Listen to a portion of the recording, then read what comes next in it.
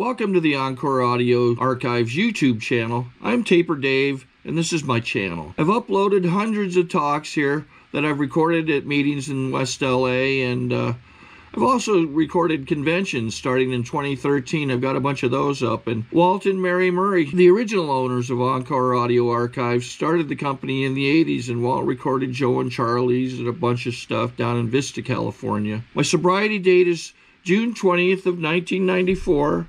I hope you find something you like, so please like and subscribe to my channel and comment down below. If you want to hear something that I don't have or that you don't see, I'll see that I get it. Anyways, take care and have a great day if you want to. I asked Nancy how would she want me to introduce her, and I wanted to know her name and this, that, and I knew she was from Los Angeles, and she goes, "Can you say Tujunga?" And I wanted to go, "Are you making fun of me?" but I just couldn't do it to her, so I'd love to introduce Nancy from Tujunga.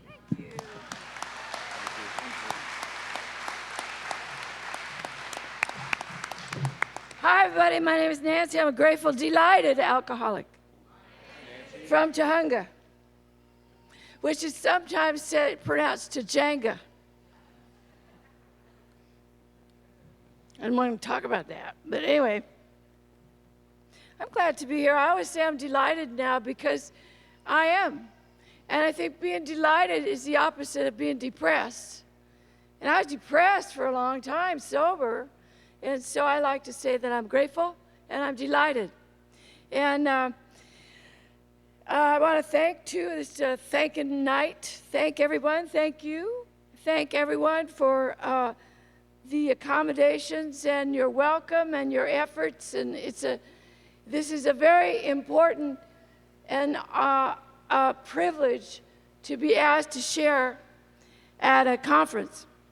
To be asked anywhere is a privilege in Alcoholics Anonymous. And I'm grateful.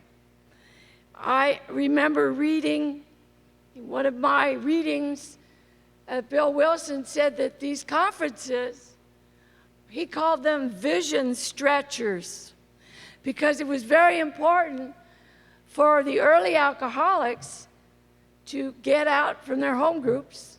And it's important for me, too, to remember that AA is huge, really, and that our unity is so critical.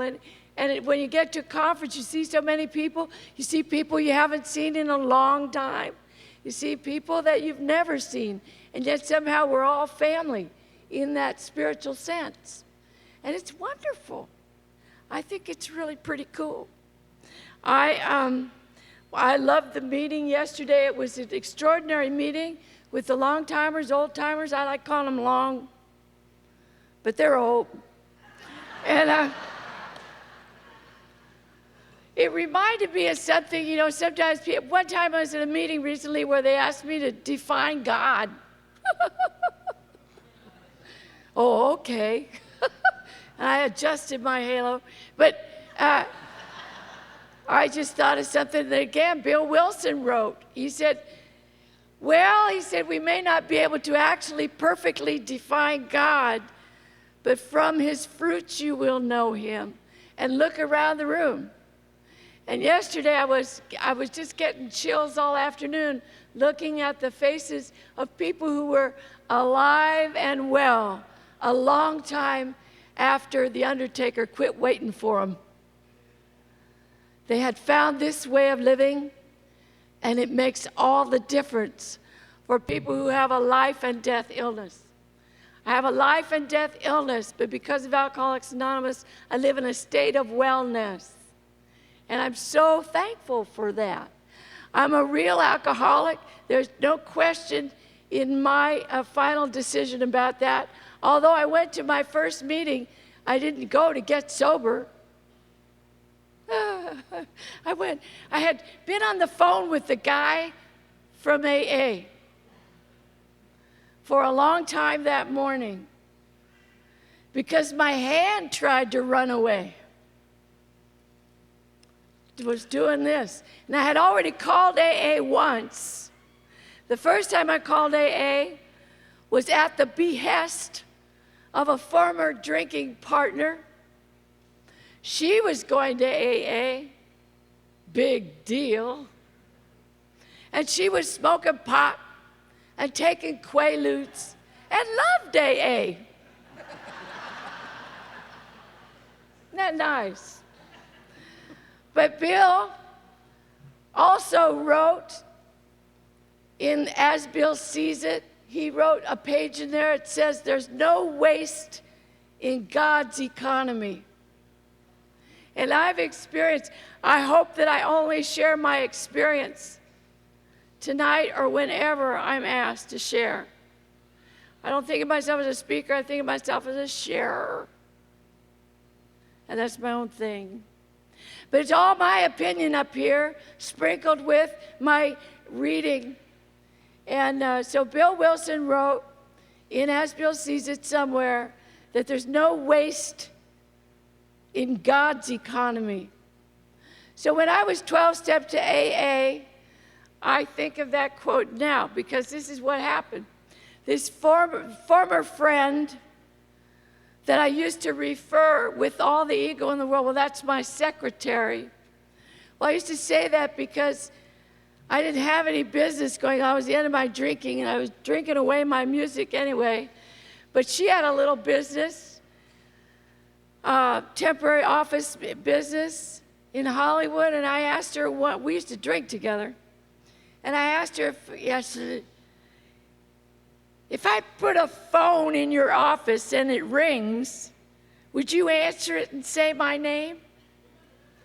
She said, sure. So I said she was my secretary. So the phone never rang. We got drunk together. She got sick once in one of our parties, and I thought she ought to join my health club. And instead, she went to AA. But she kept smoking pot and taking Quaaludes. So I bumped into her shortly after I gave up pot, which the night I gave up pot, I was very drunk. And I looked at my box of dope. And it was a, typical Laurel Canyon box of dope. Pretty exquisite, if you ask me. But it suddenly came to my keen alcohol-saturated gray matter that pot was my problem. And I haven't had any pot since. No chips, nothing. I just did it. Anyway, she didn't know that I had done that. She saw me at this Sunday afternoon soiree in the middle of Hollywood. And by this time, everybody was in bad shape. It was 1976. And I was just trying to drink and not fall down while the sun is up. Just stay in a vertical position in the day. While there's daylight, don't fall over. My life was pretty simple. That's it. Just don't fall down. And she was smoking a joint and looking at me. Better than, you know how those pot smokers are. But actually, I think what happened was the beginning of my miracle, because there's no waste in God's economy. She took a big hit on the joint and said, you ought to try AA. And then she added for the cool factor, it's heavy. So I'd want to come. And,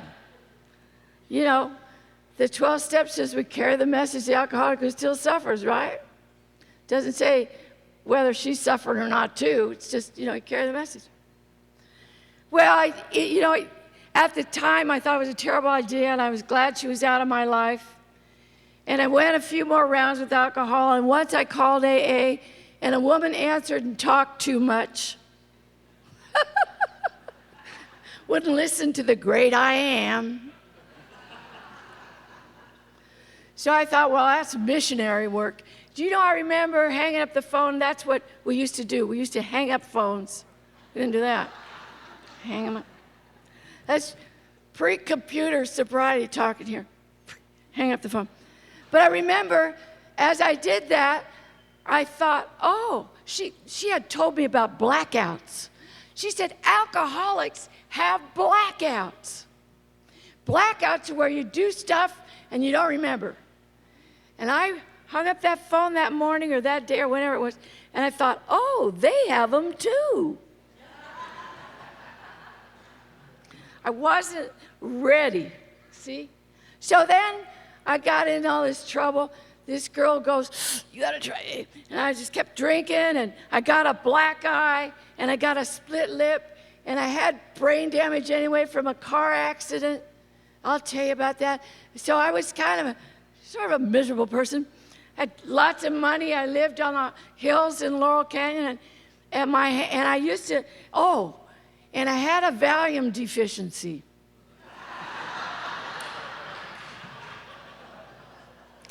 You know, it was a health thing. And I had a Dalmane deficiency. And I needed a little speed too, because I had this car accident, so I would have seizures. So I had seizure medicine, and you have to take speed when you take seizure medicine.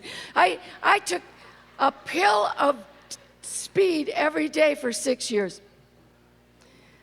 When you see newcomers wearing sunglasses at night, that's what happened. That speed just attacked my eye, my optic nerve. Anyway, I got over it. So anyway, I had this chemistry, but I didn't do drugs, heroin or that. I didn't want to hurt myself, you know what I mean? It's humorous, but I was surrounded by people doing heroin who kept saying, you want to try some? No, I don't want to hurt myself. So anyway, so I was in control of my life, you see. So I would get up in the morning and I would make coffee because that was so normal. So I got up this morning and I was trying to make coffee when my hand took off. It wanted a divorce. It was just running away. It was flipping out. And I didn't know what to do. I mean, it was Sunday in 1976. On Sunday, you can't call anybody. You couldn't call a doctor. I didn't have any friends. I didn't want to call my drinking friends. Didn't have any love in my life. Couldn't call my family. They didn't know what to do with me. So I just called AA again. And this time, I got this beautiful angel answered the phone. It was a different guy. But I'm just as described in the book, selfish and self-centered. So here's how I started our conversation.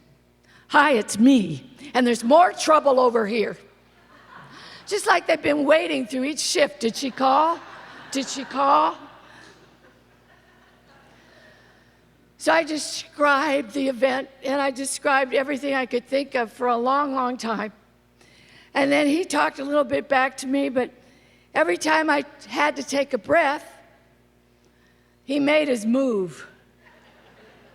And he said, sounds like you need a meeting with that big AA. Actually, it's all the power of the universe behind that gentle suggestion. What first appears to be a flimsy reed turns out to be the powerful, loving hand of God. Yes? Absolutely.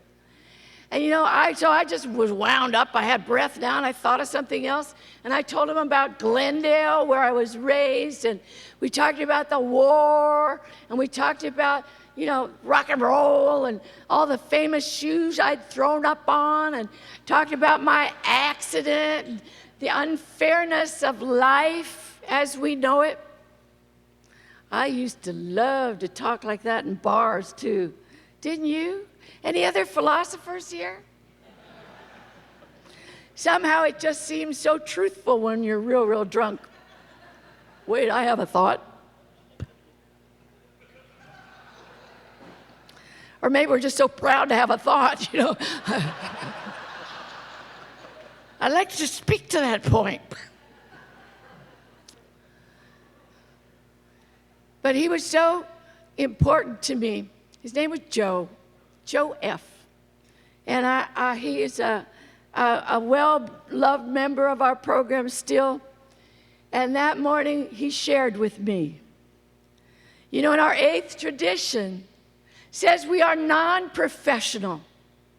And I think that is just the coolest part of AA, don't you? In here, we're the same, you and I. We're the same, you and I. We are one drink away from a drunk. And there are only 2 things I have control over today. One is my sobriety date, and the other one is my attitude. And you and I are in the same boat. And we are non-professional. And that is a point that I was trying to make, and then I forgot earlier. But it happens. Could happen a lot.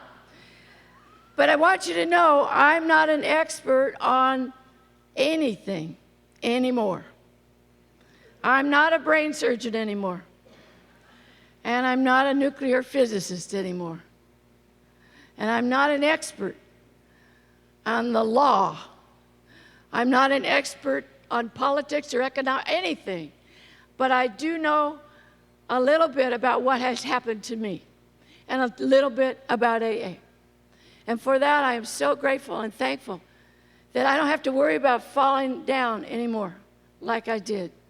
I have to plan and manipulate and con and try to remember what lies I told to who anymore, because I don't live like that anymore. And that's one of the things they said when I got sober, finally. They said, you don't have to live like that anymore, which I thought I could go out and buy myself a bunch of clothes and live in those new clothes. But they weren't talking about that. You know. I know you know. So anyway, Joe kept saying this real annoying sentence. It sounds like you need a meeting, and he got the last word.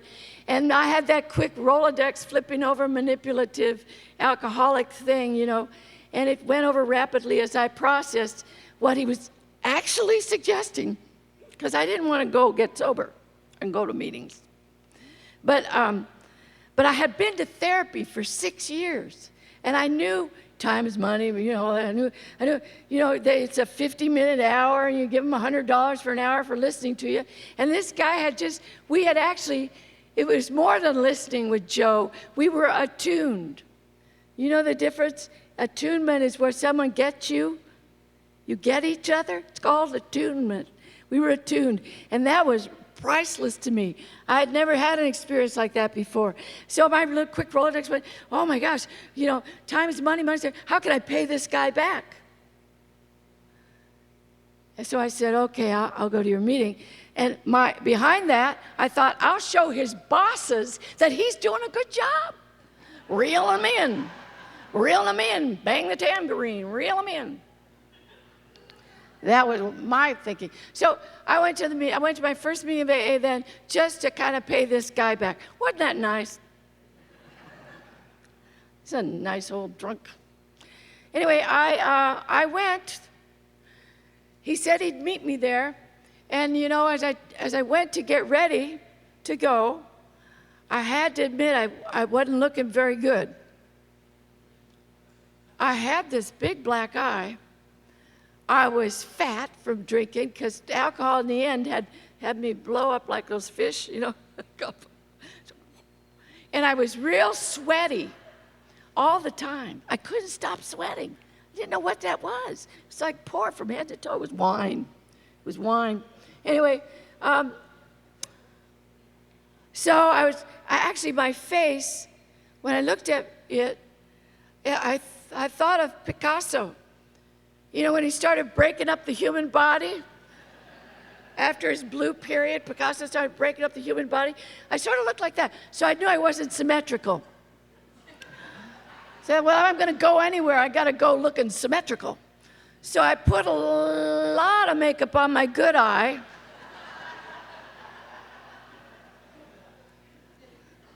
A little bit too much. So then I had to put some makeup on the black eye. Balancing. Finally, I had these amazing eyes. I I don't know if I've ever seen eyes like that before anywhere. And I thought I'd just sneak in there, you know. And I wore jeans that could have gone on their own if I'd given them directions and money. 'Cause I had a lot of money. But first of all, I had either forgotten how to live or didn't even know how to take care of myself. Because when my clothes got dirty, I just bought a new one. What a waste, huh? And so I showed up in these old jeans and with this face and this fat and this sweating. And you were so happy to see me. Just lit up the, you know, sponsors were poking their babies. Give them your number. Give them your number. Give her your number. So I got all these little pieces of paper. Remember, it's pre-computer. It's like you used to have to always have a dime in your pocket before you drank and made a phone call. There are no pay phones around anymore. I got so excited. I was walking across this campus where I teach a couple weeks ago, and all of a sudden I saw a student was on a pay phone. I didn't even know we had one. So I ran and told my class about it. They said, "There's a pay phone? Let's go look." And they all took pictures of it with their phone. No. I just made that up. But I mean, you know, that was kind of the way it used to be. And I endured this meeting with all these phone numbers. I thought, how rude. I didn't even ask for this. Why would you give me?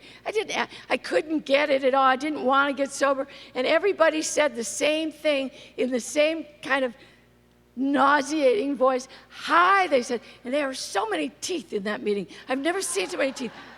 Everybody wants to smile at you and welcome you. And it was just sickening. And I thought, God, stop it.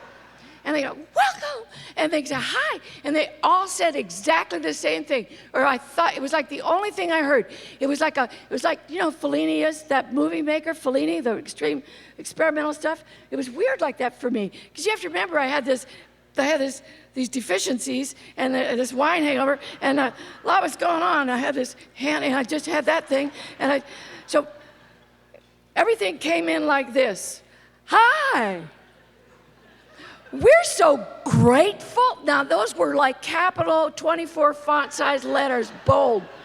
"Grateful to be sober." It was odd. I thought, this is crazy. And and that was all. I didn't hear anything else. And this guy, Joe, showed up. And he followed me down the street after the meeting. I was trying to run. I was so thirsty. Oh, my God. I was so thirsty. I just had to get a bottle. So I was racing out of there. And he came running behind me, asking me to just give him 90 days. 90 days. Clearly, he didn't know me. So, you know. Anyway, that was the end of our relationship. And...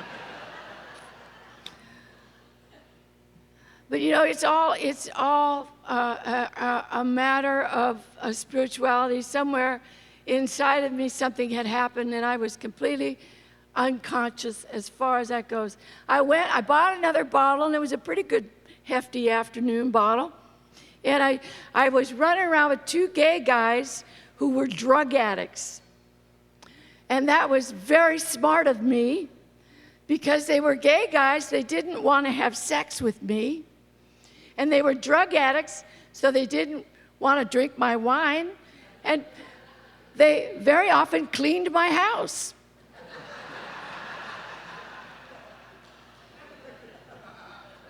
We can pick them when we really work at it, huh?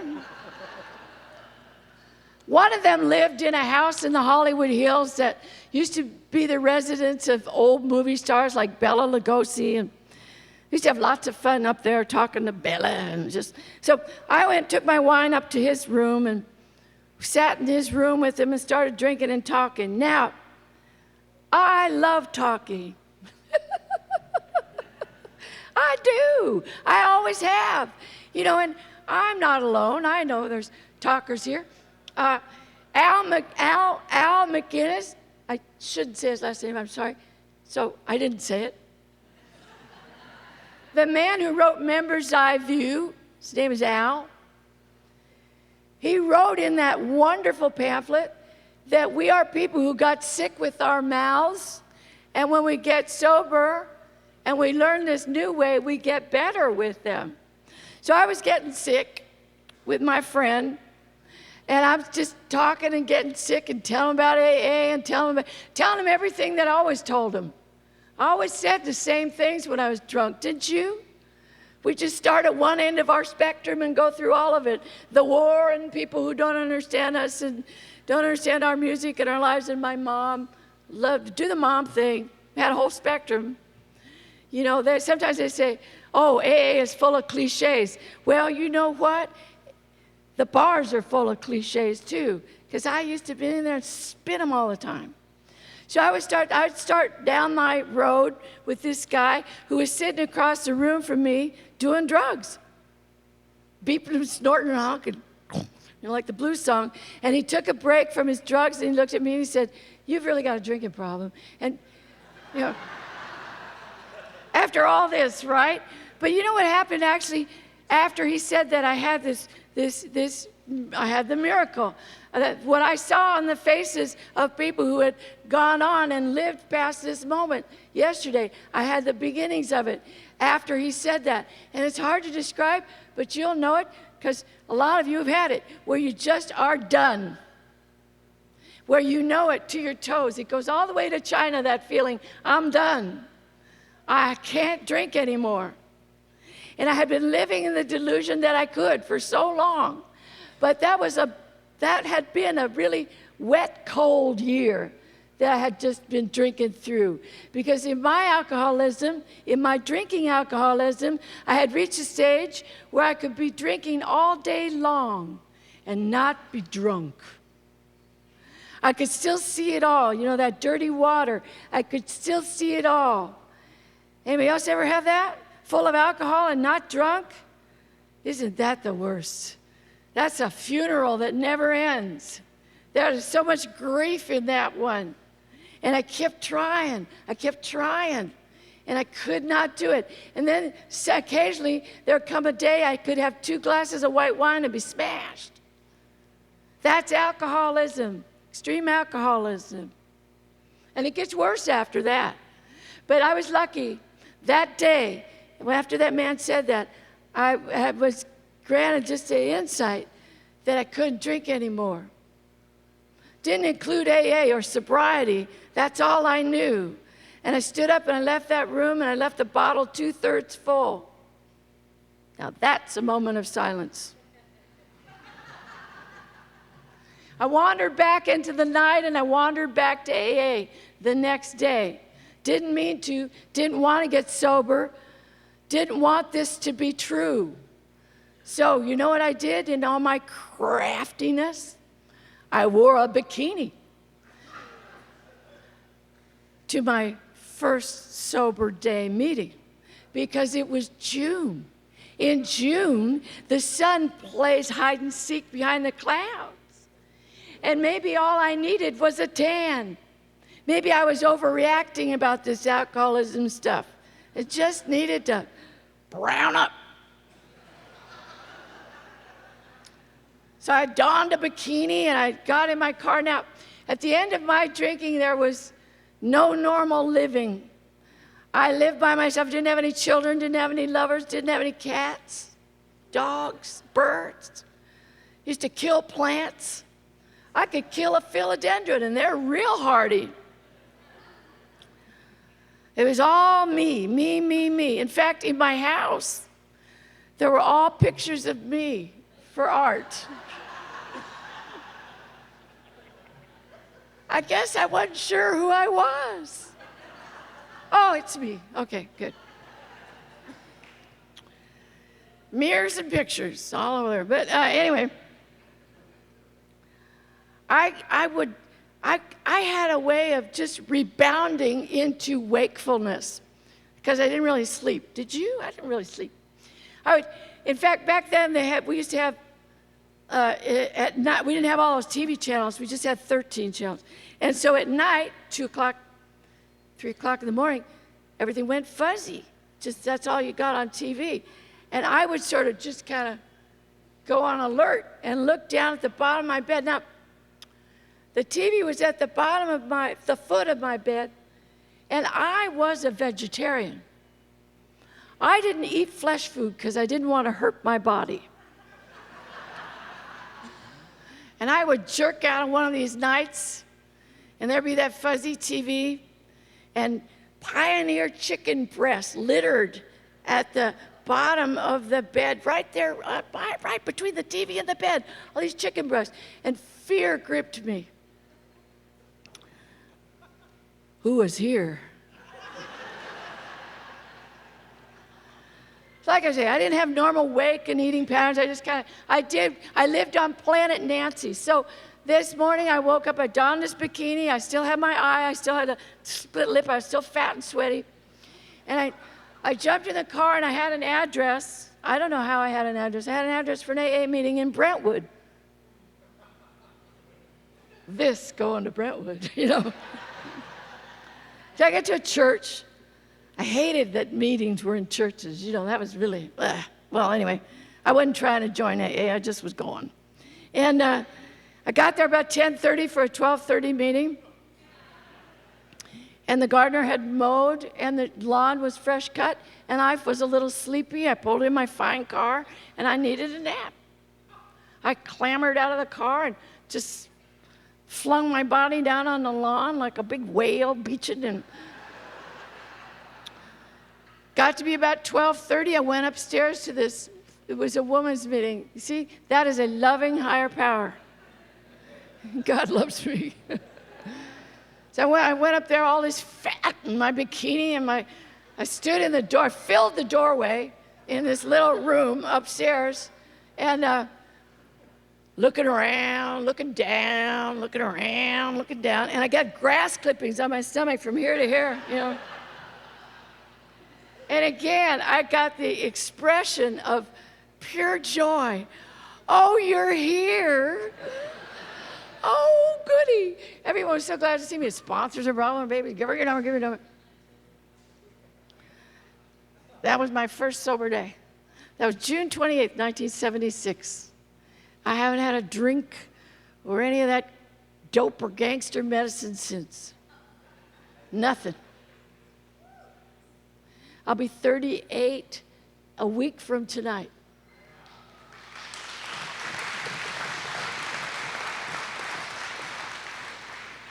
But that is the miracle of this way of life. Believe me, it is not my intention to really claim that as mine, because it's not. It really has been a gift to me. But that could really make somebody mad too. So I'm going to get away from that for a minute and just say that was the start of my new life. That was my rebirth. And I had no idea what was going on. None. I had no idea what anybody meant. All the language that we talk that I've heard, that I love now, was like Chinese to me then. When they talked about spiritual life and defects, I just thought, oh, that's hooey. You know, I had my heart broken a lot out there. Out there, when we say out there, we're talking about the drinking world. AA teaches you to live in a drinking world. But when you're new, it's us against the world, right? Or to me, my way of thinking. But anyway, in the drinking world, I've been hurt a lot by these mystical geniuses. So I just blocked all that spiritual crap that you said. What I liked was the way you liked me. You said I was the lifeblood of the program, and my ego puffed up. They recognized genius, I think. And as soon as I'm able to form sentences again, I can fix the book too, because the book is really hokey, you know. A lot of us come in with those kinds of attitudes. For me, it's fear. It's all about fear. And I have learned so much in this program about my own nature, and that I'm riddled with fears. And these fears bring out the arrogant mask. And so I stand in the doorway and I look down at you, you know. And when I'm looking down at you, I'm in trouble. When I look right at you, we're doing fine. You know, that attunement thing. But when I look down at you, I'm in trouble. big trouble. But as a new person, that was how I had to start, because I was so afraid, and I didn't know what you meant. I didn't know what commitments were. I didn't understand all this language. It was foreign to me. But the language of love, I understood. And I understood a woman who left the meeting that day walking beside me. She walked beside me. And she liked me. I could feel it. And it wasn't anything awful. It was good. I could feel the good. I just didn't understand it. You see? I didn't understand it. And so my sobriety unfolded with these little mysteries. And in my memory, I have only these events and episodes and little mysteries that were holding me up as I came to. Some people say the first 3 steps are like that. You come to, and you come to believe. And it's an interesting thing to say that. Not in a book anywhere, it's just a thing we say. But it seemed to be what had happened to me as I remember it now, right? So these are my memories. But I can tell you a little bit about who came. I was 26 years old when I got sober, and I turned 27, and then I turned 28, and now I'm 64, and I'll be 65 this year. Who knew? Who knew I'd be happy about that? Who knew that I would understand it? I have grown in Alcoholics Anonymous. I've never taken any time off. Sometimes I hear people say they got to take a little time off. I tried it once and it hurt a lot. I'll tell you that in a minute. But who I was I'm an Irish Catholic. I'm a little girl from Glendale, which is a burg down the road here, a couple hours. It used to be a burg when I was growing up in it. My dad died. He was a newspaper writer. He died when I was 18 months old. I have 2 older sisters and a loving mother. And my dad, I was the apple of his eye. My mom told me that, because I have no memory of my dad. But he would rush home from the newspaper. He had a big job on the LA Times, and they had a big fancy home in Glendale up on Mountain Road. Big deal. Everybody came over, all the other Irish people and all the other writers and singers. There was music in the house all the time. I grew up in a house of music and language. Even the bishop came to visit. And my mom was so happy. She had 3 little girls and this great husband and this great life. And then one morning he died on the kitchen floor. And I was a baby. I was home. My sisters were in school.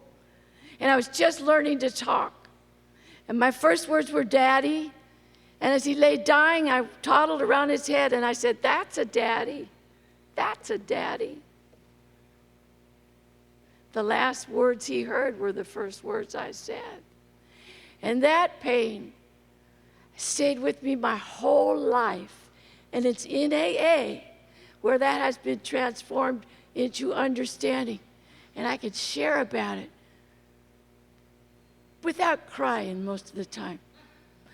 They say, psychologists say that the worst thing that can happen to a young child is the death of a parent. And when my dad died, I also lost my mom.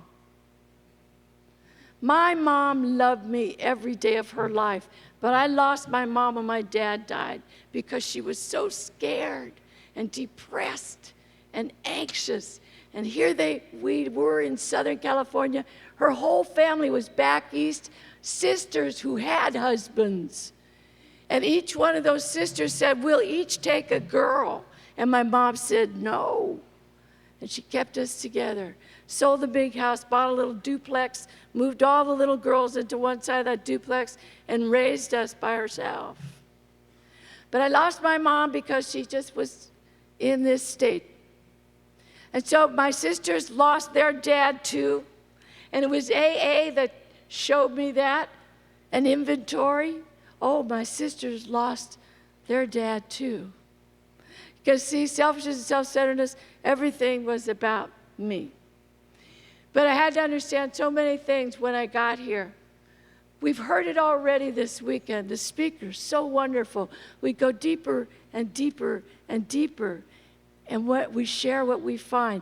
We have to share it to keep it. And so I have discovered in recent years how much of a problem that was for me, how many times I had to get drunk. And at the heart of every addiction is a big hurt. And I believe that was mine. Because I had to kind of raise myself a lot. My mom was working. They had an expression, latchkey kid, and these oldest sisters. And so I raised myself in the backyard. God gave me some help. He gave me the gift of music. And music was a big comfort to me and a big explanation for why I was alive, because I had a beautiful gift for music. I had a fabulous voice. I had a great ear. I had great rhythm. I had all that I needed, and I loved music. I loved these little radios. You know, these earbuds, they're not new. We had those transistors, you remember that? Under the bed at night, go to sleep. No. There was Tennessee Ernie Ford and Pat Boone and Love Letters in the Sand. That was the first song I sang for anybody else. I sang Pat Boone, Love Letters in the Sand, holding my mom's hand and my aunt's hand, and we're walking along the beach, and I burst into song, and up to then they had been ignoring me. Me, the little pain in the ass, right? The one who killed her father. That's what I felt. That's how kids are. They stopped talking to each other, and they started to listen to me sing.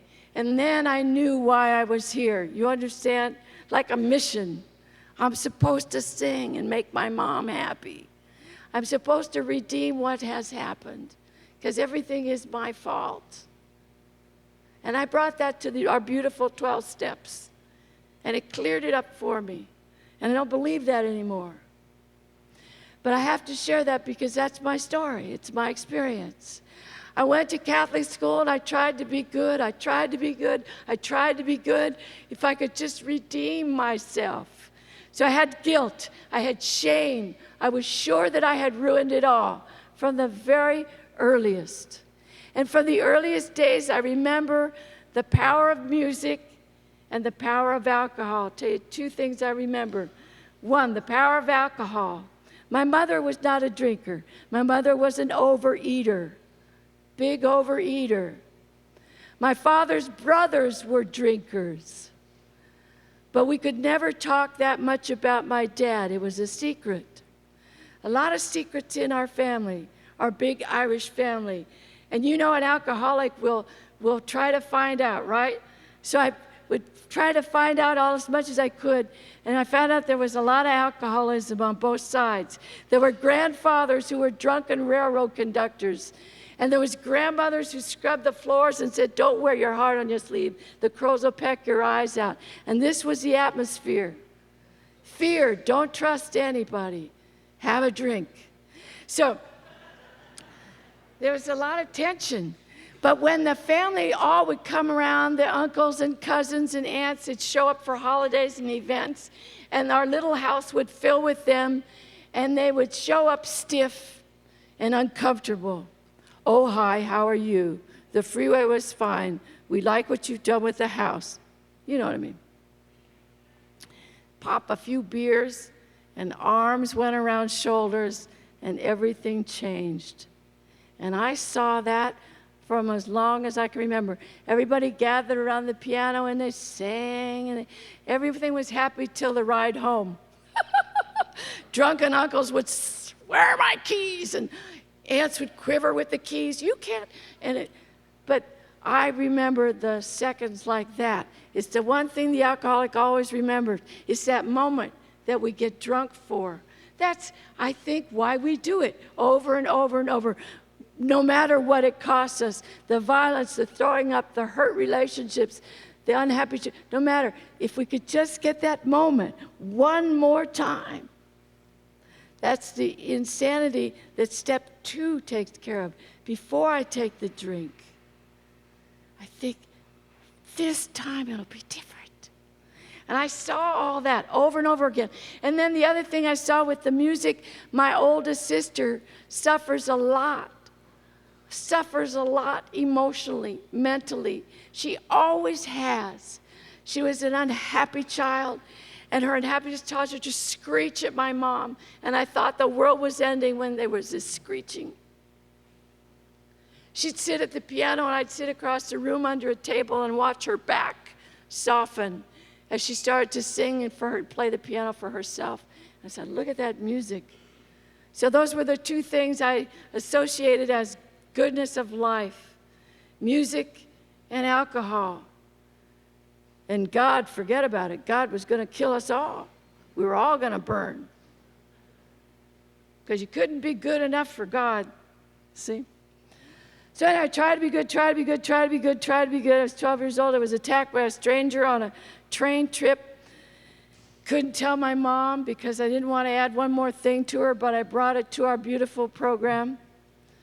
This attack, the feelings, the fear, the shame. Shame is a killer for alcoholics like me. Shame is a killer for alcoholics like me.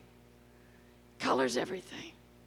But I brought it to our beautiful program, and now I can just talk about it. But then I got to be 13, puberty set in, and that's terrible. Puberty's hard on earth, people.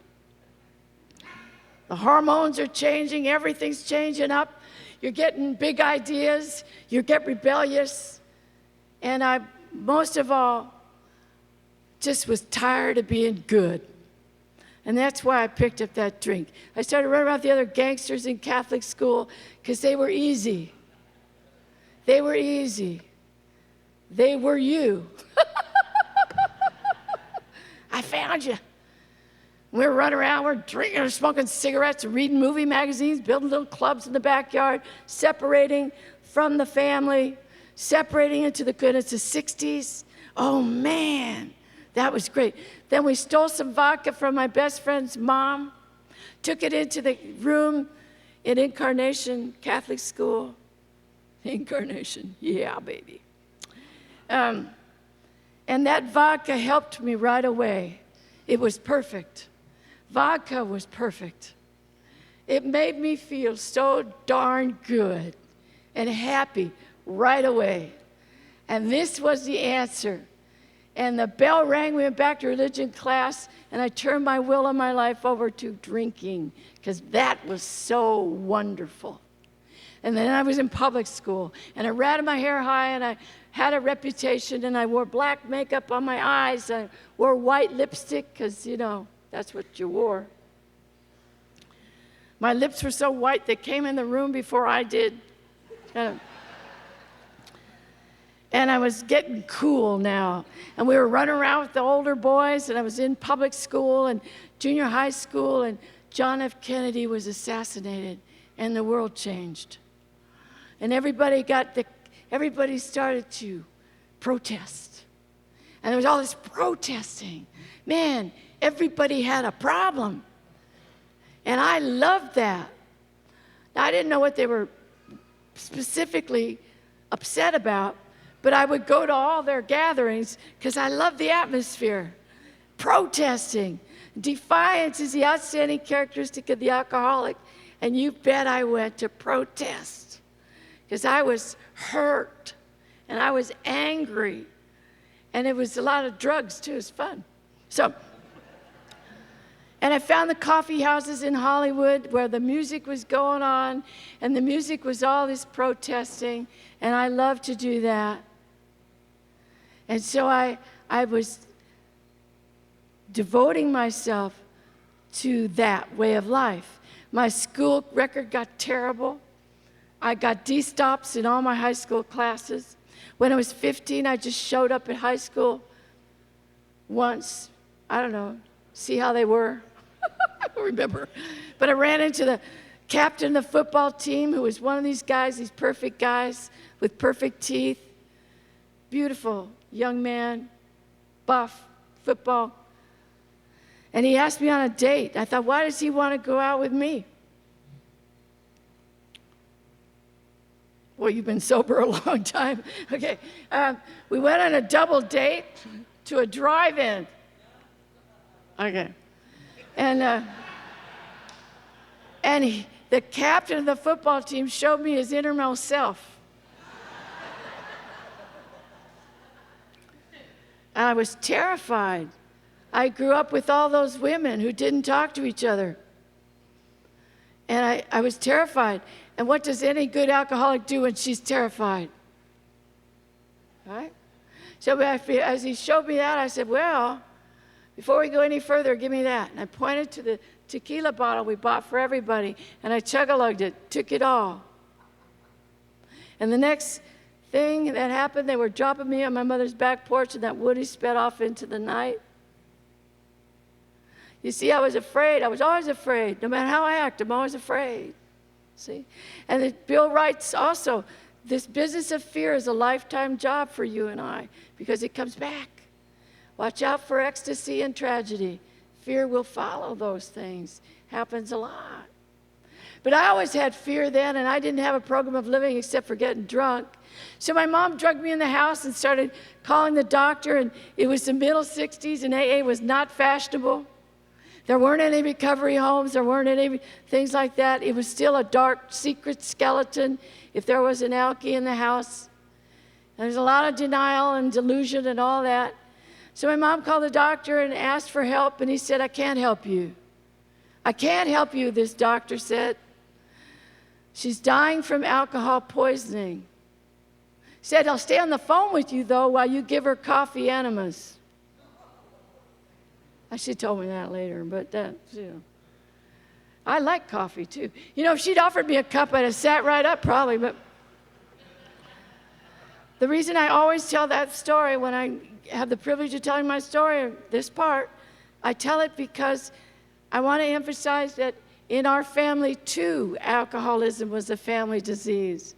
My mother could not talk about it. My mother didn't know what to do with me. She was so tired. The other two were fine, but I was the one. I needed braces. I was a troublemaker. I talked crazy stuff about, protesting and all that. And I was a crazy hippie. She didn't know what to do with me. And now I was dying from alcohol poisoning. And not one word was ever said about that. That's the disease of alcoholism. See? Well, the next day I just went back to the coffee houses, and I managed to get out of high school. But before I got out of high school, I met a band I loved, and they were great. They were a crazy band, more than 3 guitars and a drummer. They had all these instruments that no one had ever seen yet. They had a flute. They had bongos. They had a violin. They had congas. They had a cello. Hippies had never seen a cello. And they were wonderful. They had a Fender Rhodes piano, just like Ray Charles used to play. And they had drums. And so they said, we're jamming in this coffee house one night, and I was just enchanted. They were just doing a riff, C, G riff, and I just heard Motherless Child. I used to sing, sometimes I feel like a motherless child, over and over and over again. Because I did. Because I raised myself. Because I killed my dad. All that, blah, blah, blah, blah, everything. So I started belting that. They thought it was pretty good. We formed a band. Actually, the original band had 26 people in it, and they were called Jay Walker and the Pedestrians. And I mean, they played everything. They even had a paraplegic in the wheelchair who played the cymbals. He didn't play them on time, and nobody cared. It was really hard to stop and start, so we were kind of innately doomed. But there was a small rebellion, and 8 of us broke away from Jay Walker and the Pedestrians. We set up in a little house in Silver Lake, which is a bohemian district in LA. It always has been. And we became a band. We set up in a little house with these Italian family, warm, loving Italian family from the old country. And they had a little TV repair shop set up next to that little house, just like the old country. So the front door was a big sign over, it was a gate, big sign over the gate. Anthony's TV and lawnmower repair. So you walk through that gate and you walk by all these TVs and lawnmowers and roller skates, and there was always a cat in the corner having kittens, and there was another guy in the other corner. His name was Kelly. He always had a cigarette here and a soldering gun in this hand. One time Kelly got stopped for drinking and driving, so he quit driving. It was the atmosphere I loved. I was comfortable. It was easy to be there. And went in the kitchen. There was a family, a little warm Italian family. And they had all the one wall devoted to all the things that happened, all the good and all the pets and the ribbons and the picnics and the calendars, ticket stubs. They were a family. And they were short. And they looked up at me because I've always been tall. I was born tall. I'm 5'9" in the morning. I shrink at night. But they looked up at me and said, oh, she's so beautiful. And I was growing older. I was an older teenager. I was straightening out. I was still drunk. Oh, she's so beautiful. I had this big voice. And so Sweetwater was born in this little house. They were 18, 19, 20. We had an old guy. He was 32. We used to run him through the airport because we flew on half-fare child tickets. I have to make amends for that. I probably shouldn't say it. But we had a lot of good time, and the music of the 60s was just happening. And we were right there. There was no music business like we know it today. It's such an easy thing today. There's a clear path to take today. There was no clear path. There was just woods then. And so we just rolled the dice, and all of a sudden, we opened. Our first gig was at the Whiskey A Go-Go, and we opened for Janis Joplin, the Big Brother and the Holding Company. And people loved us because of this crazy instruments, and this tall white girl in the front, and a tall African American beside her playing the flute. And people loved it. And it was original music, classical and jazz, before the word fusion was invented, before the word multicultural was invented. We came to be. It was very exciting. I'm very grateful every night of it. And one time we played the Whiskey, 11 record companies came to bid on us. We were very popular overnight. It's a story that couldn't happen anymore, but it happened to me, and it happened to the band. We flew around the country. We got on Warner Brothers. We played all the rock festivals, all the rock rooms, all the shows. We played with everybody. And inside of me, that little girl who killed her father got quieter because, I had a mission. It got quieter. And I never drank when I worked. That came later. And now I had to deal with success. Well, you know how hard that is for people like me? We have no idea how to be successful, none. So I was always hassled between these two dramatic states of success, and I'm better than you, and down here, I'm the stuff on the bottom of your shoe. I never knew about the middle till Alcoholics Anonymous began to teach me, you are one of us. You belong here. We love you just the way you are. CAA loved me just the way I was. They never loved me because of my potential. They didn't ask me about my record albums. They said, how many days since your last drink? You understand? We are non-professional. I really needed those traditions when I was new. And it's funny that registered before anything else. We are non-professional. Anonymity at the level of press, radio, and film. What? From where I came from, you always took credit. It was always, I did this, I did that. Anonymity. Now I treasure it, and I worry about it. And I'm going to interrupt my story for a minute to share. I'm sorry if it sounds like preaching, but I have to share this. It's one of my pet things. Anonymity. I'm so worried about it on the internet because they can't run around and change all these formats. But New York GSO, they have this box 459, and one of those issues devoted itself to writing about anonymity on the internet. And they have a new pamphlet, a new edition of Understanding Anonymity. Please look at it. In there it says, we keep our anonymity level of press, radio, films, and the internet. No pictures, no names, no identification. We have to be like that for the newcomer. You understand? When I was new, I didn't want anybody to know I was here. It's still true. It's a horrible thing to say you're an alcoholic at the beginning. So please let's not take the anonymous out of Alcoholics Anonymous. I'm sorry, that's all I'm preaching out to. But that's a big deal for me.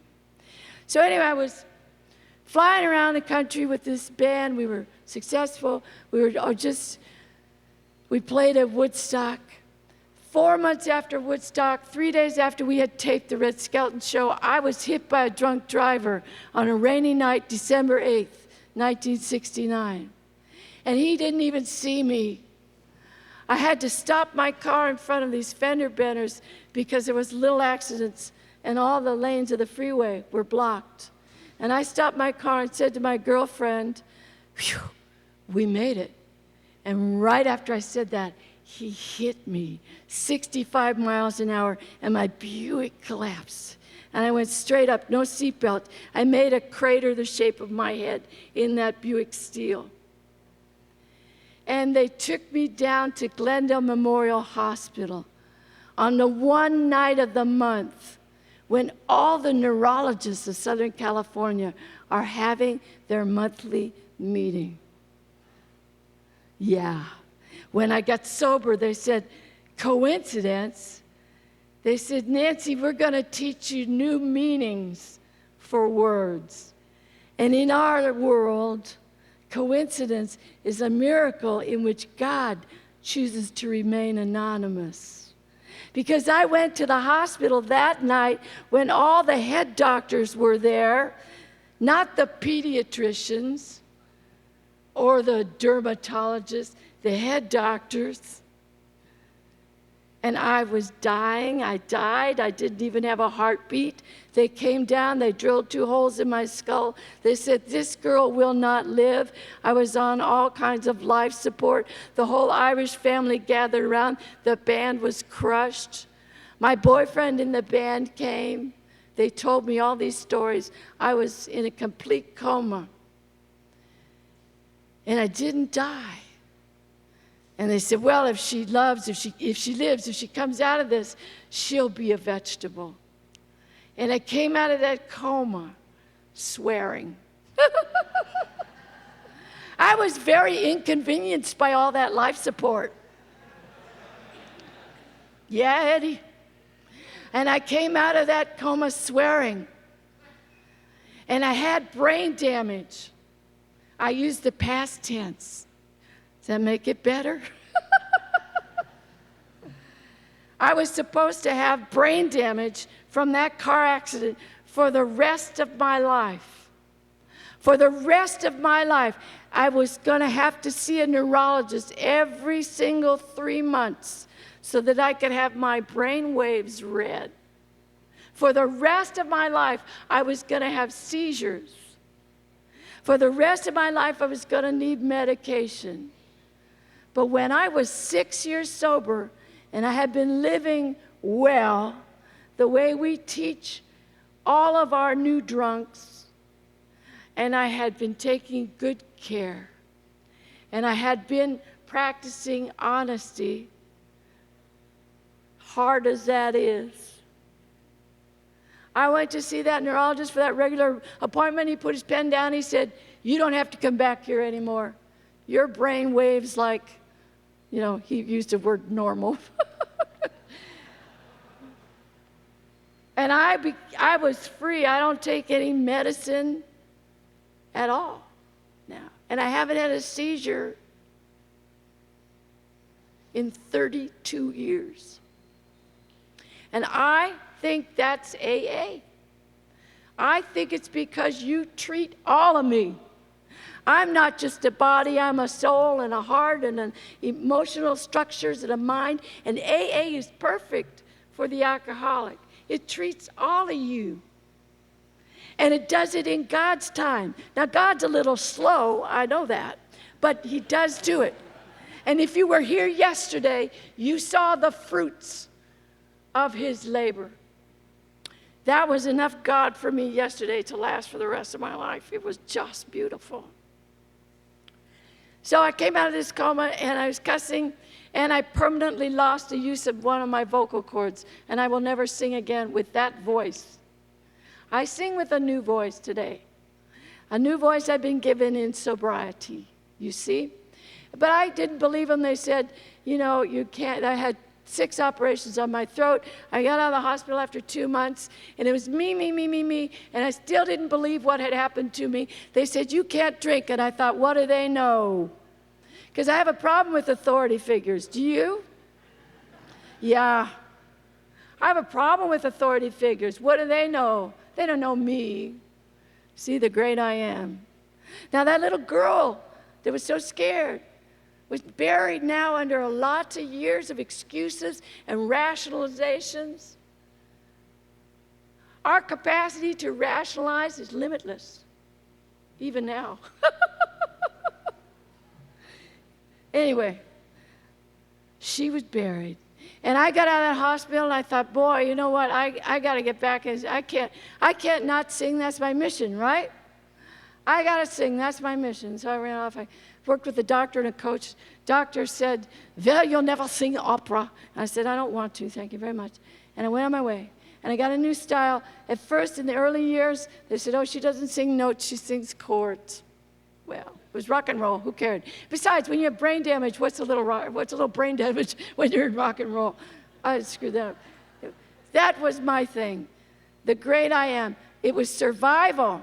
I had to survive. If I stopped moving, I would feel all that stuff I didn't understand. I saw my first therapist when I was 15, but I already learned the game, learned how to drink, learned how to run a game. And so I had to survive, and I had to sing. And so the group fell apart, but I had to get out there and get with the 70s songwriters and run around with them, hanging out at the Troubadour Bar, dreaming. And I became a bar dreamer too. But I worked hard, and I learned how to write a song, and I learned how to do this and that. They had the first singer-songwriter showcase ever was in LA in those years in Capitol Records, and I got to be there and work with those people. I worked with some fine people in those years, but I was a drunk, and it was going to cut me off. You see, I got a new record deal. I made a new record, but I was a drunk, and it cut me off. The label folded, and I was on my own again, but I was a drunk now.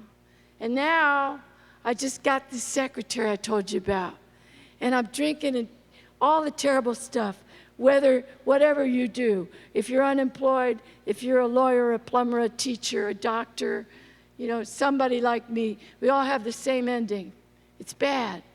You run around, you do things you never dreamed you'd do. You hang around with people you can't take home to mom, that's for sure. And that was what I was doing. And I was doing it a lot. And then I got this rock and roll palace that I told you about with pictures of me all over the place. And I want to tell you about a very interesting evening there. Had this big party, everybody came. I didn't know who they were, but was the only thing you have to do was get drunk and have a good time. So the house is filled with people, and there was an inside staircase, and I was standing at the top of this inside staircase, just chatting, being drunk with everybody, and I looked down at the bottom of the staircase, and I saw this woman like a spotlight was on her. And she was having a terrible time in my party. And I never forgot the pain on her face. Never forget that. But I forgot. I went back to the party, went through my life. Things happened. I got sober. My home group was at 4343 Radford in Studio City. And in my second year, that woman came to a meeting. And I rushed up to her. You were at my house. You were at my house, I said. And she looked at me and she said, oh, I know. She said, I was on a slip that night. And I thought, I remembered seeing her. I remembered seeing her pain, and I didn't have words for it. You understand? Yeah, I see it too. Yeah, it's okay. You're good. Me too. But I always thought how interesting that I had seen that. I've always loved us. We were in New York. Sweetwater was playing in New York 1968, and we were standing on the corner of 42nd and Broadway and waiting for the walking green when I looked across the corner and I saw an old drunk hugging a brick building, and he had peed on himself, and he was terrible. But I saw him with this same thing that I saw her face, and somehow I connected with him. And I elbowed the guitar player. I said, look at that. And he didn't see what I saw. He saw a bum. Oh, yeah, that's stinking. But I didn't see that. I knew why that guy was hugging that building. You know what I mean? I knew why. All my life. These little things have been in front of me, and I did not know what they would be until I came in with you, and I started to remember. So I went away from that meeting that day in Brentwood in my bikini and this nice woman walking out with me, and I came back and I started to go to meetings, but I came with a lot of fear, and I wasn't an alcoholic. I just really didn't have anything else to do. I had drunk up my music. In my early weeks of recovery, I didn't know how to play the piano anymore. There was a C chord, which is a very simple chord, yes? And I couldn't play it. I couldn't remember. Not only did I have the damage from the car accident, I had the damage of alcoholism, because I'd been a drunk all my life, and it had hurt my head, hurt my brain, hurt my abilities to think. And you said, don't worry about it. We'll tell you what's in the book. I said, I can't read the book. Sit down, we'll tell you what's in there. I was lucky. They did tell me. They did tell me. There was one old guy who used to say at Radford, he said, you know what? He said, you got to learn this program as though if everyone else in AA got drunk, you could go start it over again.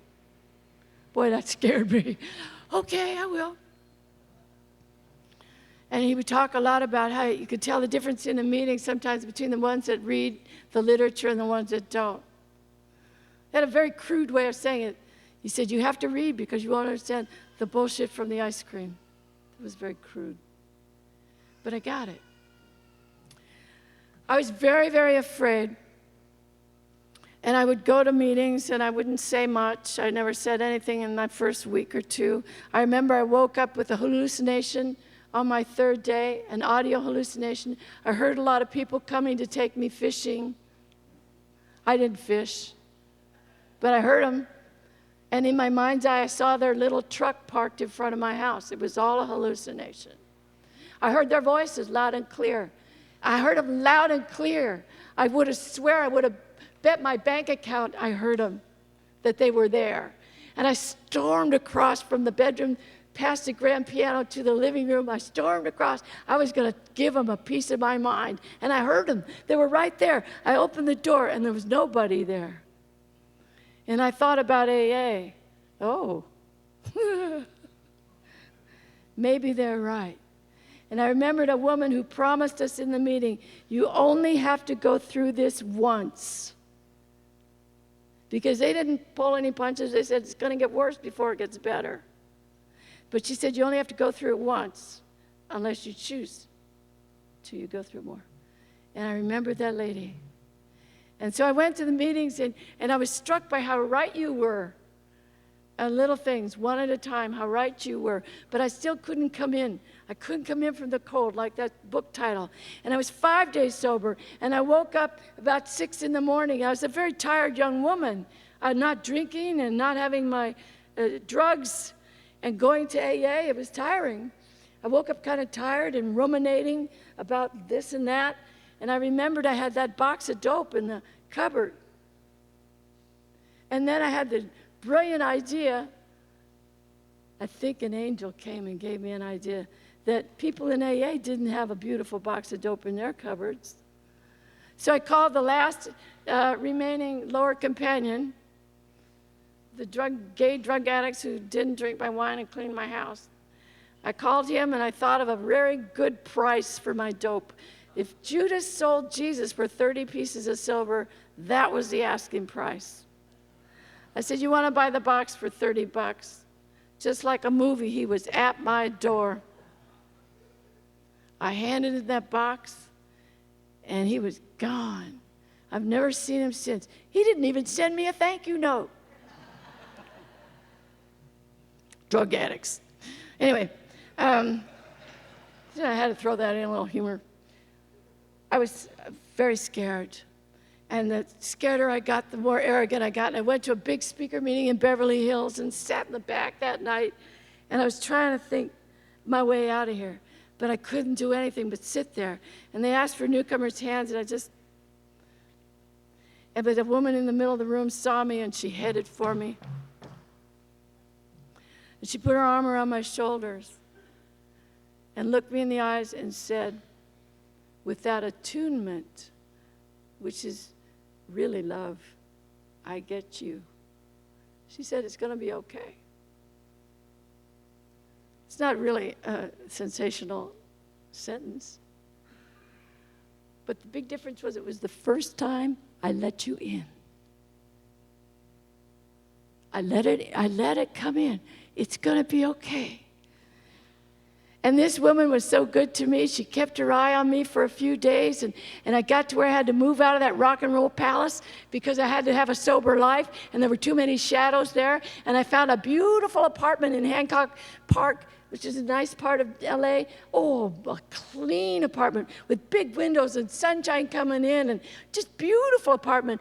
And that apartment was the baby of a Holocaust survivor. She was a little woman with numbers on her wrist, and this was her baby. And I said to my AA friend, I said, I don't know how to rent an apartment. She said, don't worry, I'll go with you. And so she came down with me, my new AA friend who kept her eye on me. And she said, and the little woman with the numbers on her wrist looked at us. And I was still sweating and big. I want your apartment. And but the AA woman who was sober 5 years, she brokered the deal. She said, oh, Nancy will take good care of your apartment. And so I began my new life. And I walked away from music, and I walked away from drinkers. I didn't have any friends. People who drank like me, who I drank around. I walked away from everything, and I walked into your rooms, and I walked into your explanations when I would ask about things, and I walked into this higher power. I was so afraid of higher power. How was I ever gonna go backpedal to my old God? What was I going to do about this God problem? And it hit me one day after I had developed the habit of going to meetings. What was I going to do? What was I going to do?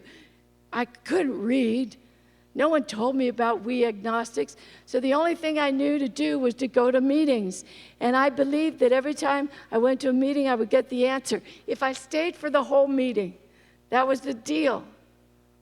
I would get the answer. And so it was a 5-meeting day. I remember after the first meeting, I let it leak a little bit, my God problem, to a woman with 6 years. I didn't know she was a little bit out there. She had kind of like washing machine eyes that sort of spun a little bit. And after I told her about my God problem, she said, you have to go to the priest. You have to confess you've sinned against all the commandments many times.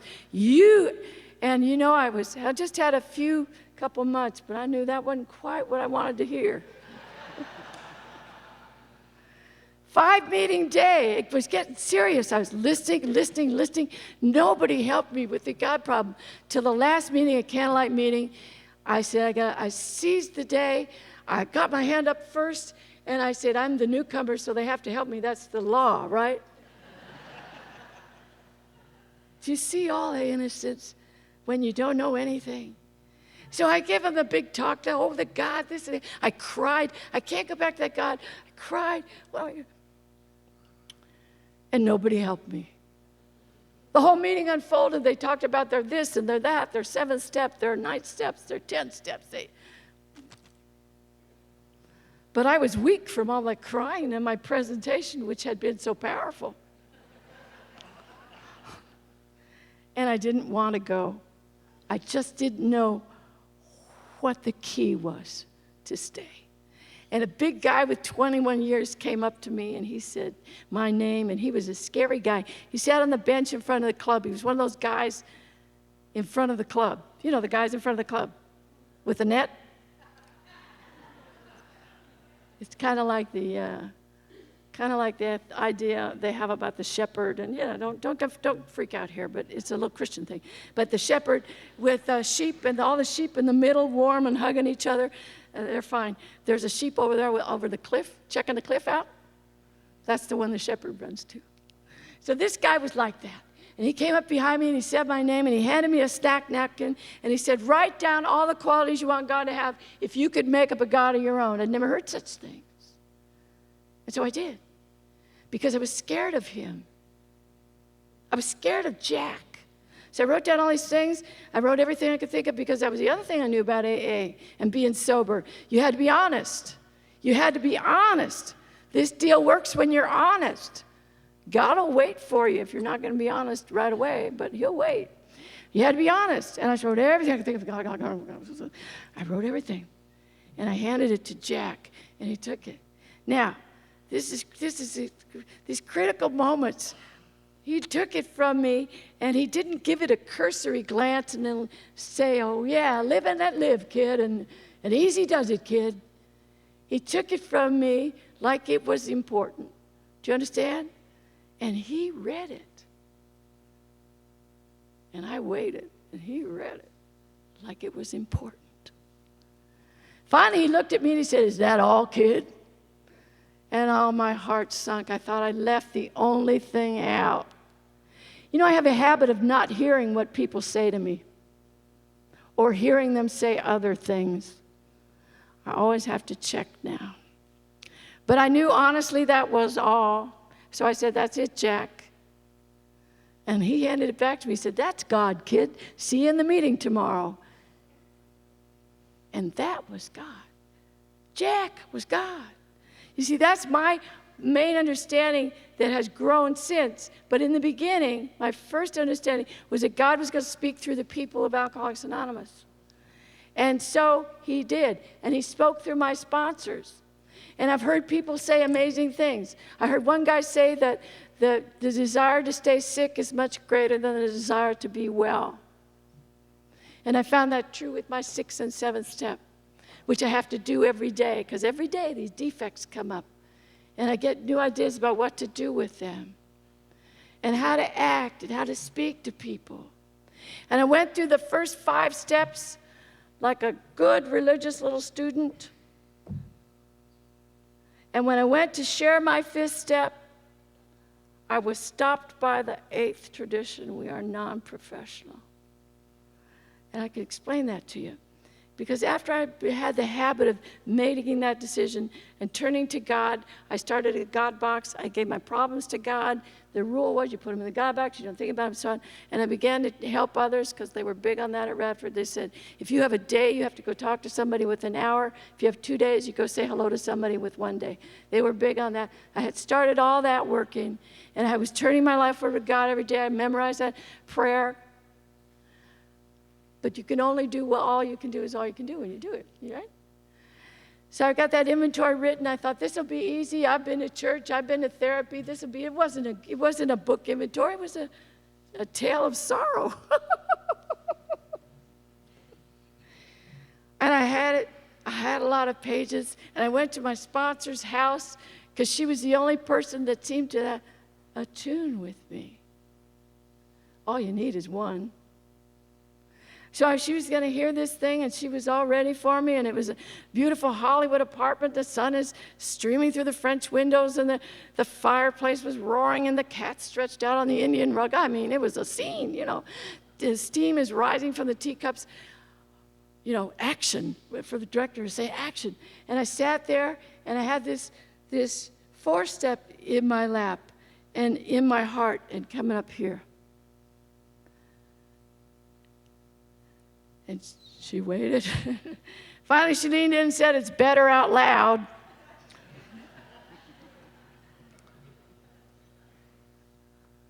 The laughter of Alcoholics Anonymous makes it all right. So we had this experience, and like we heard a couple times here, but I know I heard it once. The feeling of lightness after the 5th step. It's indescribable. There is no drug or drink quite like it. The freedom. And I remember thinking about my birthday being just before the 4th of July and the freedom and all that cornball stuff. The freedom. And so I went to the market, floated around the produce section and went home and looked at 6 and 7, no problem. Knocked them right out. You see? The 8th step, 9th step, went right to Mom. Sorry, Mom. That's okay. Did the easy ones, but all those music amends, I was not going to make them. Those people were mean. They really hurt me good. I never hurt anybody like they hurt me. The victim, right? I made a conscious decision not to make those amends. And then life goes on, I'm running around, I'm getting active, I'm 12-step, I love 2-step and 12-step. I'm carrying the message, sponsor. I started to sponsor right away. The one thing I always wanted to do in this program was be a sponsor. I thought that was wonderful. When I was 7 months sober, I got my first sponsoree. And we were like Bill and Bob for years. We just drove around in the car and going to meetings and talking about them and that guy, this swollen stomach. It's quite an education. I gave her a 30-year chip a few years ago. Works, it really does. Somehow we got through all these things, but I was never going to make those amends. I got a year of sobriety, and I met a guy who got a year of sobriety, and he had blue eyes. And I'd never lived with anybody before.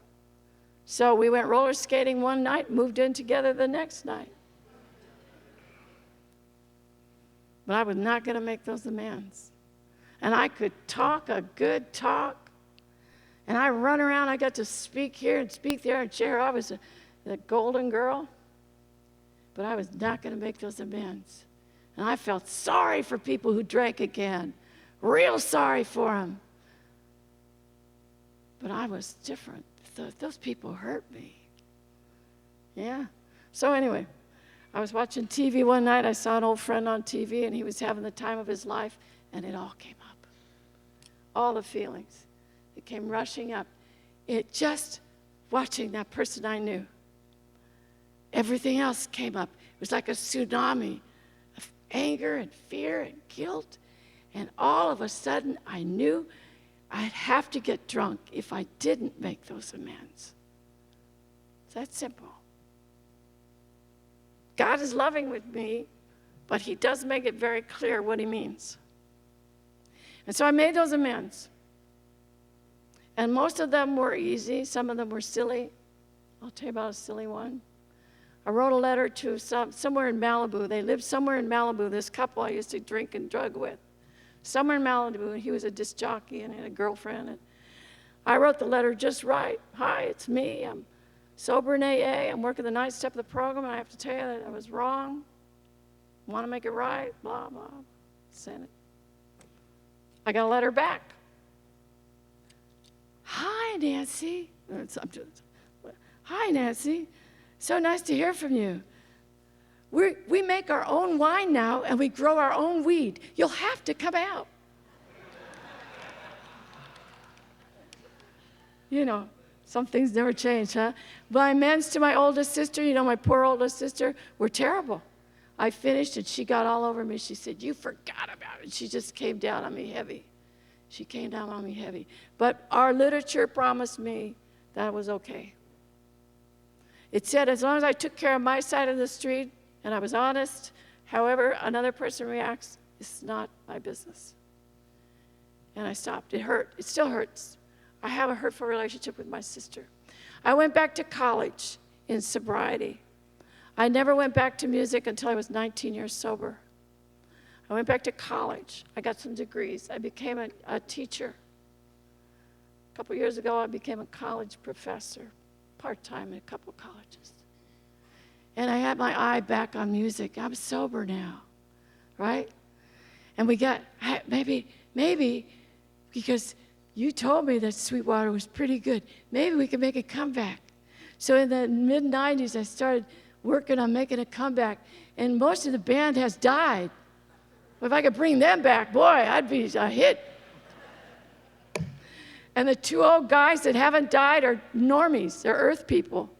One has never even had a beer, never smoked a cigarette. He goes to church. That guy was an embarrassment in the 60s. We'd travel somewhere and he'd go to Mass. You had to hide a guy like that when you're a hippie. And the other one, he didn't get it either, but I tried so hard. I moved back to Los Angeles from Laguna Beach. God allowed me to live in Laguna Beach for my first, about 17 years. And I moved back to Los Angeles when I was 20. Had to get this band back together. Had to get this back together. And it worked and it didn't work. And VH1 made this movie, and I thought, oh, we're going to get back together. And we weren't, really. Personalities fell apart. Nobody was ready for this. Nobody really wanted it, and my heart broke over and over again. I was obsessed sober for 10 years about that. 10 years. I'm not able to explain it very well, except it just fell all apart. My plans. Drives me right back to those 12 steps, you see? And what I hadn't been doing, and where I hadn't listened to pray for knowledge of God's will for me and the power to carry it out. So it never worked. So I struck out on my own. I was going to do it on my own. But, now I'm a teacher. And teaching is not so bad. Because when I teach, you taught me how to be in a room. You taught me how to be with people. My classes are like meetings. Everybody shares. We have commitments, right? We just do that. I don't tell them I'm an alcoholic. It's not necessary. I'm an English teacher, right? But we do that. I kind of like it. So it's crazy, but I'm trying to get back there. I want to get back there. And, maybe I will. Maybe I won't. I don't know. But now music has a different thing to me. Now I don't need music because it's all of me. You have told me who I am. And I am learning who I am. All the time, every day is new. If it weren't new, I wouldn't have 38 years in a week. 37 years and 51 weeks, okay, all right. Because it gets better. It gets deeper and richer, this pool. Every year, my sobriety has been magic. Every year has been magic. There's always been new gifts. The women in my life, 2 of them are here tonight, my BFFs. And the new ones, Kathy, Sue. And the new ones that are in my life today. My life is filled today with something I never knew I needed. I read a line that said, everything you ever wanted is on the other side of your fears. Isn't that interesting? It's an aphorism, but, it's not in the literature. Don't get excited. But it's an interesting thing. Everything I ever wanted is on the other side of my fears. And I feared closeness. I feared human connection. And yet that's all you've given me. You've walked beside me through everything. And that's what you told me in the beginning. You said, Nancy, if you want to stay sober, we'll go through everything with you. If you want to drink, you'll go alone. And I didn't like the second one. And that's exactly what happened. With the lady renting the apartment from the woman with the numbers, coming to my college graduation, coming to my mother's funeral. My sisters and I midwifed our mom back to Dad. And you were there. You didn't even know the story, and you were there. I looked up and I saw your eyes, and they reminded me of who I was. So today I know who I was. So music is different now. Music is just gorgeous now. Now I have awe. Look what God has done.